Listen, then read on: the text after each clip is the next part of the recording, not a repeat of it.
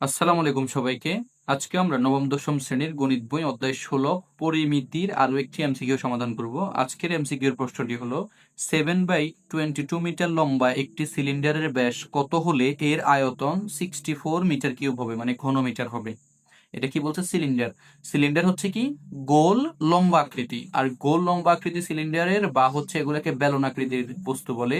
এই বেলন আকৃতির বা সিলিন্ডার আকৃতির ঘনবস্তুর আয়তনের সূত্র, যেহেতু এখানে আয়তনটা দেওয়া আছে, আয়তনের সূত্র আমরা জানি হচ্ছে পাই আর স্কোয়ার এইচ। এই পাই আর স্কোয়ার এইচ ইকুয়াল কত? 64। পাই আর স্কোয়ার এইচ ইকুয়াল 64। এখানে তোমার এই যে ফাই, যেটা ফাই এর মান, এবং তোমার হচ্ছে কি এই যে এইচ এর মান এটা দেওয়া আছে। দেখো এই যে এইচ এর মান এটা দেওয়া আছে, তাহলে তুমি বের করবে কার মান? আর এর মান। তাহলে হচ্ছে 64 ডিভাইডেড বাই ফাই এইচ। ঠিক আছে। আচ্ছা, তো এবার হচ্ছে তোমার এই যে স্কোয়ার বসে গেলে হবে রুট ওভার, স্কোয়ার বসে গেলে রুট ওভার হবে। তাহলে 64 ডিভাইডেড বাই ফাই এর মান হচ্ছে 3.1416 ইন্টু তোমার এইচ এর মান হচ্ছে কত? 7/22। এটা হচ্ছে তোমার এইচ এর মান। এবার জাস্ট তুমি এখানে একটু ক্যালকুলেশন করে ফেলবা, তারপরে তোমার আর এর মানটা বের হয়ে যাবে। তাহলে আমরা একটু এটাকে ক্যালকুলেশন করে ফেলি। আমরা পুরোটাকে একসাথে উঠে দিই।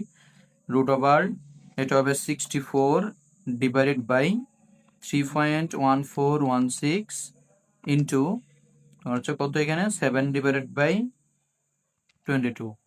পুরোটাকে আমরা একসাথে ক্যালকুলেশন করলে পাইলাম কত? 8.00 সামথিং।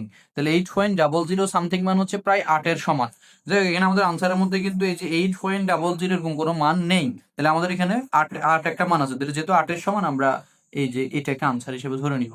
তাহলে এটা হচ্ছে আমাদের এই এমসিকিউ সমাধান। 8 মিটার হচ্ছে কি ব্যাস হবে, কি হবে? সরি, এখানে 8 মিটার ব্যাস না, একটু মিস্টেক। এখানে 8 হচ্ছে ব্যাসার্ধ, 8 হচ্ছে কি ব্যাসার্ধ। তাহলে ব্যাসার্ধের ডাবল হচ্ছে কত? 16।